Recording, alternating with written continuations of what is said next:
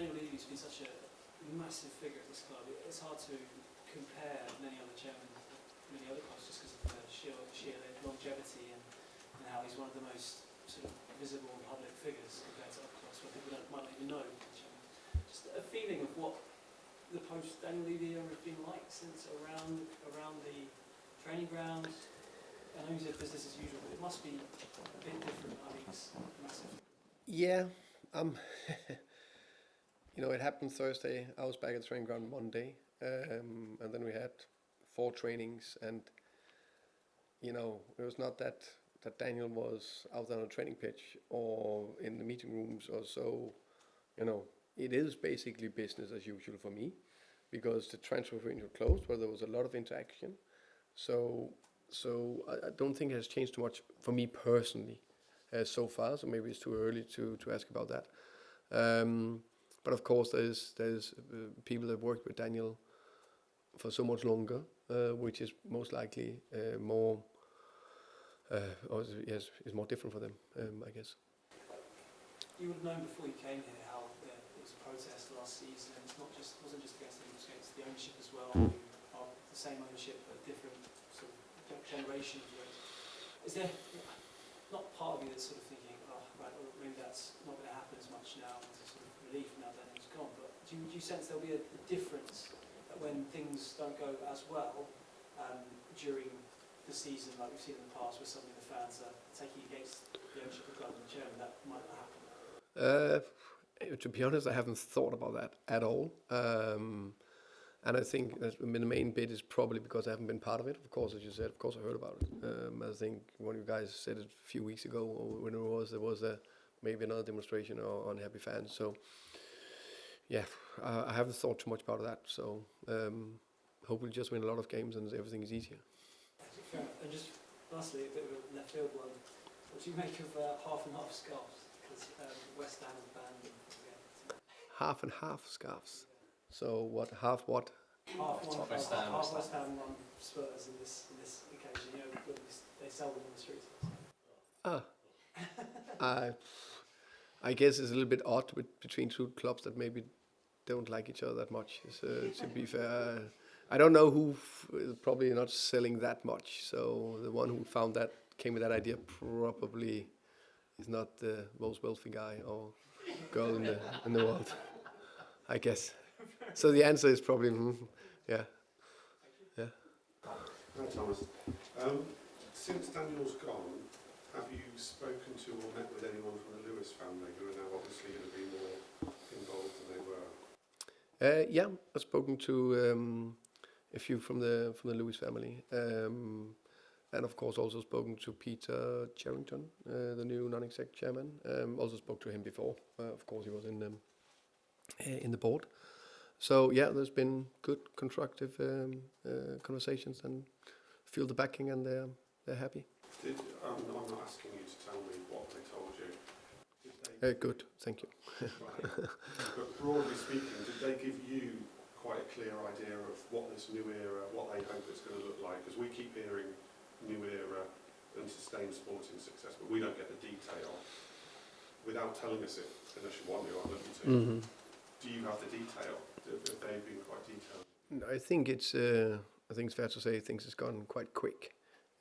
So I'm also quite convinced that the next couple of months we'll be more aware of what is the future plans. Where we will make them hopefully together. I think that's the best way to do it.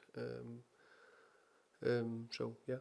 But the thing is that everything I sense and been told and feel is positivity and backing. And do you get the sense, therefore, that this job might even be a better job than you thought it was going to be? I think I think it's a great job. I think it was a great job when I was appointed 3 months ago, something like that. I think it's a great job now. I'm pretty sure, I hope it's a great job. It depends, of course, a little bit about how many games we're going to win, but in the next 3 months, but the plan is to win games. So that I don't know. I just know, I got a feeling it's a great job. Well, one of the other things that we hear about going forward in the new era has been about transparency. You come from a very transparent club in Brentford, where things worked. is that something you're in favour of? And if it's important, why is it important? I think it's very important to be transparent, to be clear. What are we dealing with? What is the ambitions? Can we adjust expectations? Are we on the same page? What is the strategy? Are we aligned? I think that's absolutely crucial.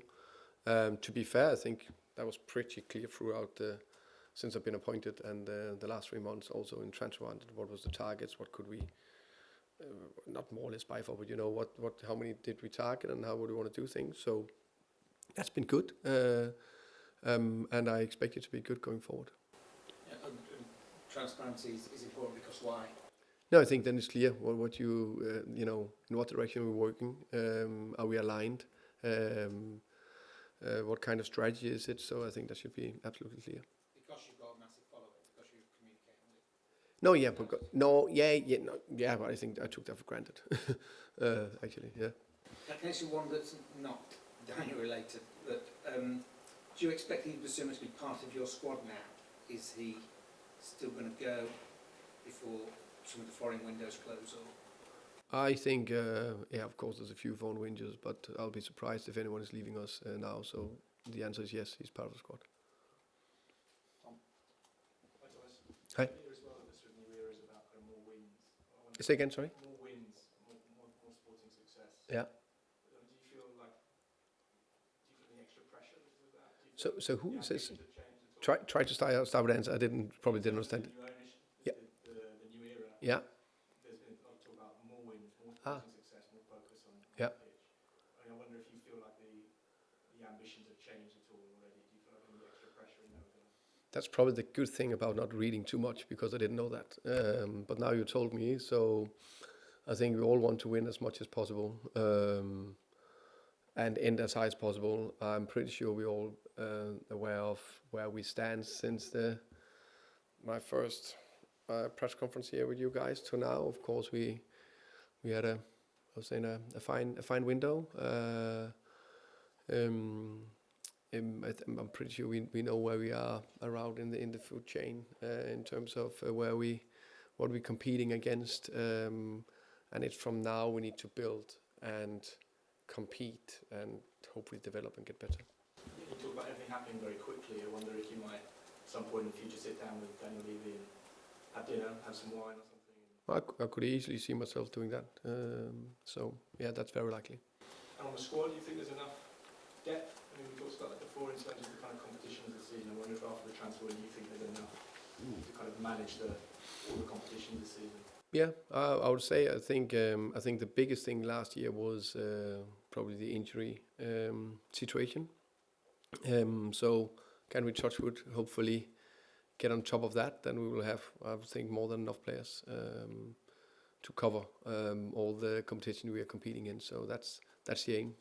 What was the kind of money signing at all? The what, sorry? The kind of money Yeah. signing, was it at all with Solanke's injury in mind?